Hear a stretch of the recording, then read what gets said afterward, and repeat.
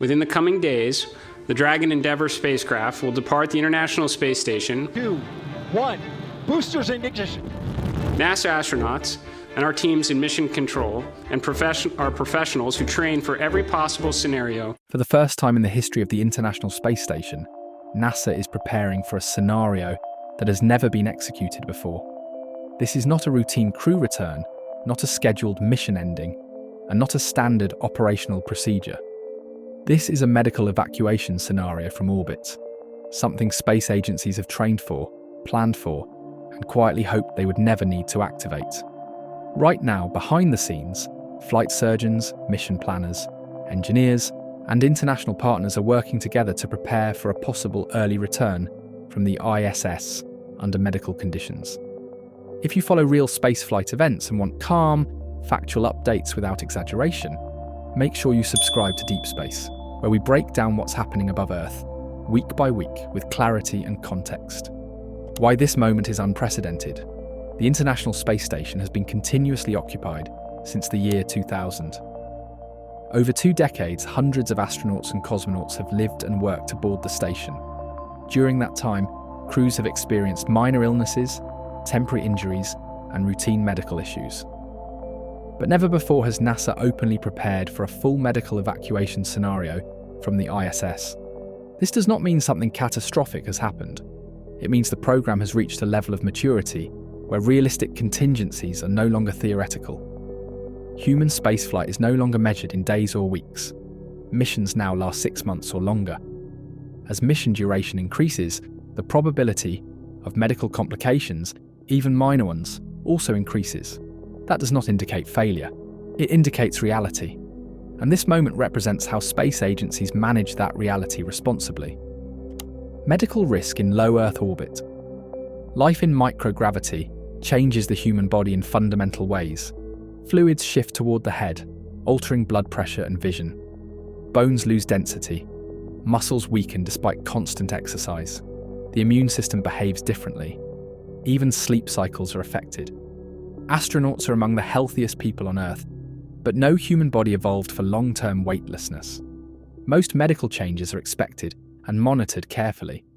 Astronauts undergo daily health checks. Ground-based flight surgeons analyze data continuously. But some medical conditions cannot be fully treated in orbit. The ISS is equipped for first response, stabilization, and monitoring, but it is not a hospital. It cannot perform advanced diagnostics or invasive procedures. When a condition exceeds onboard capability, the only definitive treatment is a return to Earth. What a medical evacuation really means. A medical evacuation from the ISS does not look like emergency medicine on Earth. There are no ambulances racing through space. Everything must be planned precisely. First, the astronaut must be medically stable enough to survive re-entry. Re-entry places significant stress on the body. Acceleration forces, vibration, and rapid environmental changes all pose risk. Second, a spacecraft must be available and ready. Not every docked vehicle is always certified for immediate departure. Third, landing zones must be prepared with medical teams on standby. Recovery crews must be positioned to access the astronaut immediately after landing. Every step must be coordinated across agencies, continents, and time zones. NASA's decision-making framework. NASA does not rush decisions involving crew health. Any discussion of early return involves flight surgeons, mission management, engineers, and international partners. Data is reviewed continuously. Trends matter more than isolated readings. The goal is not speed, but safety. In this case, NASA has emphasized that preparations are precautionary. That distinction is critical. Preparing for a medical return does not mean an emergency is unfolding. It means that if conditions change, the safest option is already in place. This approach reflects decades of lessons learned in human spaceflight. The most dangerous situations occur when teams react instead of prepare. The spacecraft factor. Modern crew vehicles are designed with emergency return capability in mind. SpaceX's Crew Dragon and Russia's Soyuz can undock and return to Earth within hours if necessary. These spacecraft provide life support, environmental control, and continuous communication with medical teams during descent. But the spacecraft is only one part of the system. Weather conditions must be acceptable. Recovery forces must be ready. Medical personnel must be positioned at landing sites. A medical return requires coordination between NASA, commercial partners, military recovery units, and local authorities. International responsibility on the ISS. The ISS is not a single nation project. It represents cooperation between NASA, Roscosmos, ESA, JAXA, and CSA. Crew members from different countries share responsibility, equipment, and spacecraft. Any medical decision affects all partners. This cooperation extends to medical protocols. Health standards are aligned. Communication is transparent. Decisions are made collectively. This is not only a technical requirement, but a moral one. Crew safety overrides political or operational considerations. Why this matters beyond the ISS. This moment is important not only because of what is happening now, but because of what it represents for the future. The ISS is close to Earth.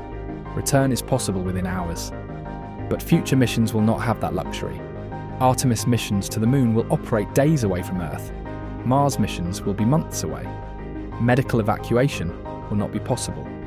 The only option will be onboard care and prevention. Every medical scenario handled on the ISS informs how agencies prepare for deep space exploration. This preparation is not dramatic, it is methodical, and it is essential. Public communication and trust. NASA has been careful with public communication. Transparency builds trust, but speculation creates fear. The agency has focused on explaining preparedness rather than emergency. That balance is intentional. Spaceflight carries inherent risk, but that risk is managed through planning, redundancy, and discipline. The public rarely sees how much work goes into preventing crises. This moment provides a rare glimpse into that process. Historical context. Early space missions had no medical evacuation capability. Mercury, Gemini, and Apollo astronauts accepted enormous risk. The ISS era represents a shift towards sustainability. Spaceflight is no longer about brief visits. It is about long-term presence. That requires treating medical risk as inevitable, not exceptional. The fact that NASA can prepare for a medical evacuation without panic is a sign of progress, not weakness. What happens if return is required? If a medical return is executed, it will follow established protocols refined over decades. The astronaut will be assisted into the spacecraft.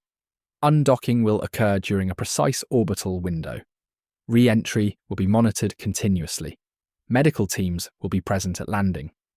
Post-landing care will include immediate assessment, stabilization, and transport to specialized medical facilities. Recovery does not end at landing. It continues for weeks or months as the body readapts to gravity. What happens if it is not? If a return is not required, the preparation itself is still a success. It validates systems, procedures, and decision-making frameworks. Spaceflight safety is not measured by how often emergencies occur, but by how well they are handled, even when they don't fully materialize. Why this week matters in spaceflight. This week is significant not because something failed, but because something worked. Preparedness is invisible when it succeeds.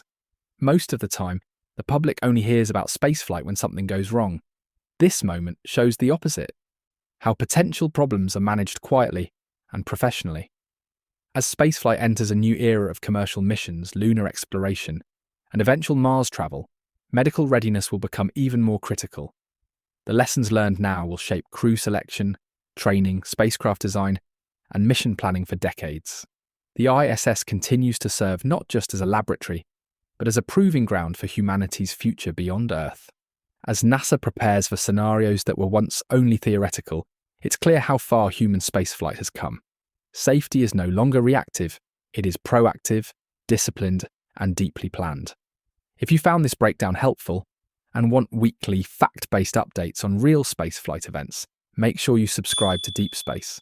You'll find the full video link in the description. Thanks for watching, stay curious, and we'll see you next week in spaceflight.